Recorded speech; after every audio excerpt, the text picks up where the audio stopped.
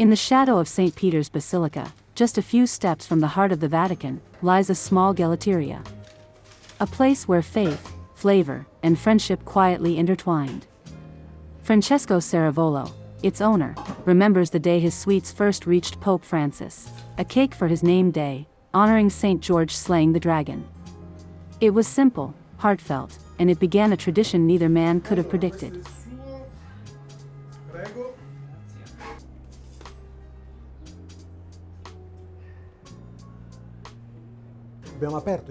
We opened this gelateria the same day Pope Francis was elected Pope.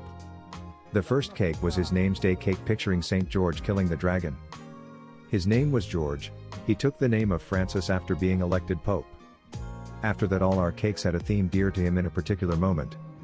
Children, migrants, each time we put these image on the cake which he really liked as it represented somehow his hope in time and his message.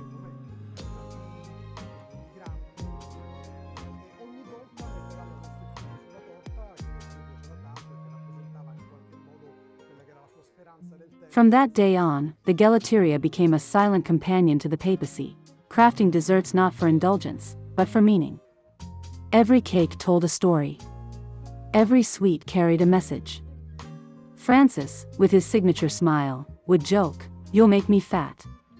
But behind the laughter was a deeper bond. On his birthdays, he asked for no gifts, only cakes to be shared with the poor. "Let them celebrate," he said. And so, they did. Year after year. When we showed that to the Pope he was so impressed that he remembered Superman Pope, a graffiti on a wall in Rome, and wondered why it was taken down from that wall. In reality, rightfully so, Italian authorities removed that image because the Pope is a foreign head of state after all.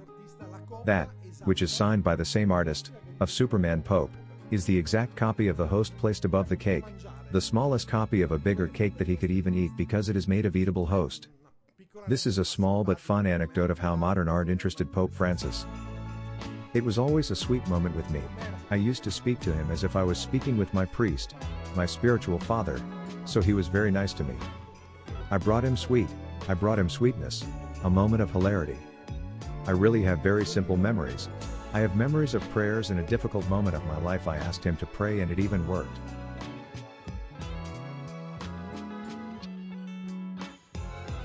Now, with Pope Francis gone, the ovens are quiet. But in this corner of Rome, his memory lingers, in the scent of fresh pastries, the flicker of candlelight, and the kindness he inspired. This isn't just a tribute. It's a reminder that greatness often lives in the small, sweet moments we share.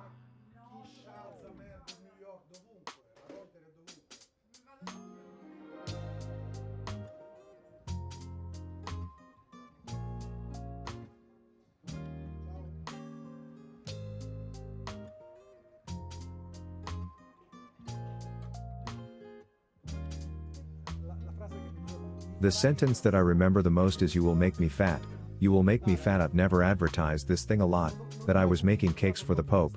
This thing came out the first year from some Vatican press office's friends. This thing came out because it was very curious, very interesting.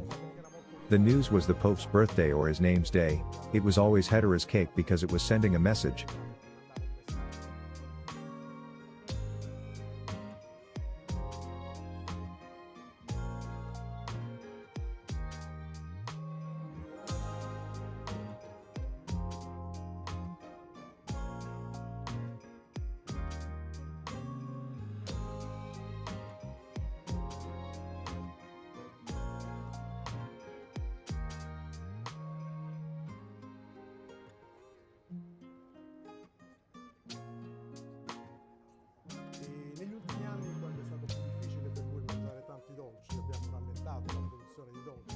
In the past few years, when it became more difficult for him to eat a lot of sweets, we slowed down the production of sweets for Pope Francis. He asked us to give them to the dispossessed, those at the bottom, the poorest, those who are around the columns, at St. Peter's.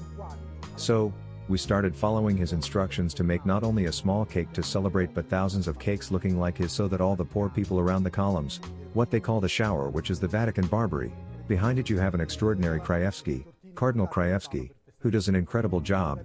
We were sending these small cakes ordered by the Pope to celebrate his birthday. From there, this cooperation with the request for special flavors started. He used to love mate, we were having fun putting mate jelly inside the cake. He was very simple in taste, very austere, but we used to make him some surprises all the time.